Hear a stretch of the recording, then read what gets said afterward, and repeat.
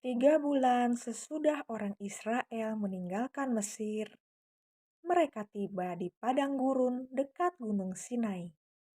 Di sana mereka mendirikan perkemahan. Musa lalu naik ke atas gunung dan Tuhan berfirman kepadanya. Inilah yang harus kau katakan kepada orang Israel. Kalian sendiri telah melihat apa yang kulakukan bagi kalian di Mesir. Apabila kalian sungguh-sungguh mematuhi aku dan berpegang pada perjanjianku, maka dari antara segala bangsa, kalian akan menjadi harta kesayanganku. Musa lalu kembali turun dan menyampaikan firman Tuhan itu. Kemudian semua orang menjawab serempak, Semua yang difirmankan Tuhan akan kami lakukan. "Bagaimana dengan kamu?" Musa lalu menyampaikan jawaban bangsa itu kepada Tuhan. Firman Tuhan kepada Musa, Aku akan datang kepadamu dalam awan tebal, supaya orang-orang dapat mendengar ketika aku berbicara denganmu, dan agar mereka senantiasa percaya kepadamu. Tuhan juga berfirman kepada Musa, Pergilah kepada bangsa itu, suruhlah mereka menyucikan diri pada hari ini dan besok. Mereka juga harus mencuci pakaian. Menjelang hari ketiga, mereka harus bersiap-siap, karena pada hari itu aku akan turun ke Gunung Sinai di depan mata seluruh bangsa.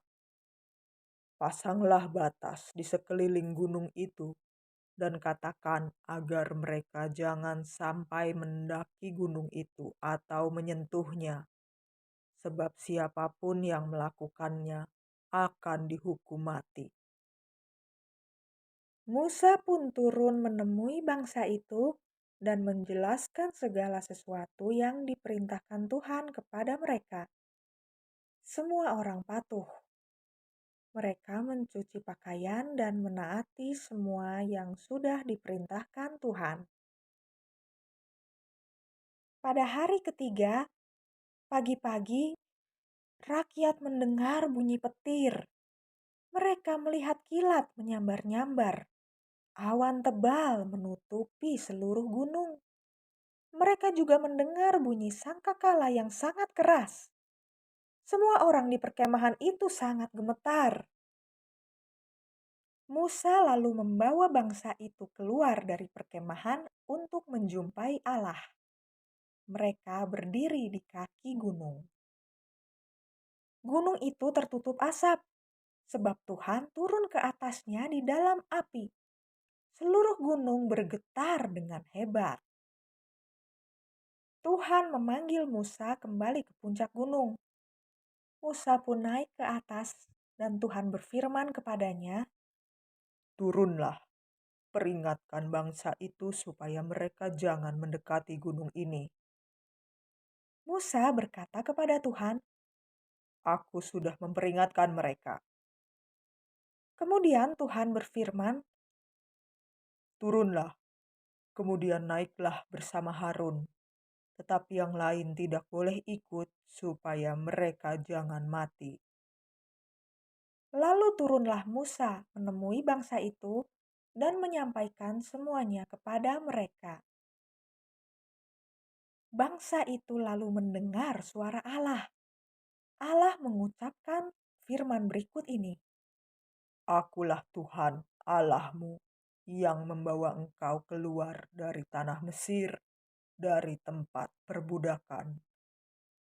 sesudah itu Allah memberikan 10 peraturan kepada bangsa Israel.